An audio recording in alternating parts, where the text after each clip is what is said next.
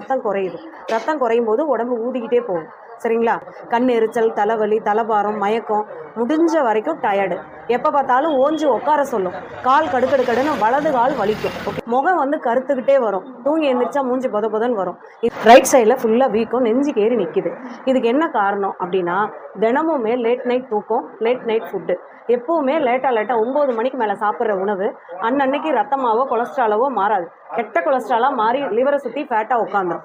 Liver rest எடுக்க போனதுக்கப்புறம் சாப்பிட்ற உணவு என்ன ஆகும்?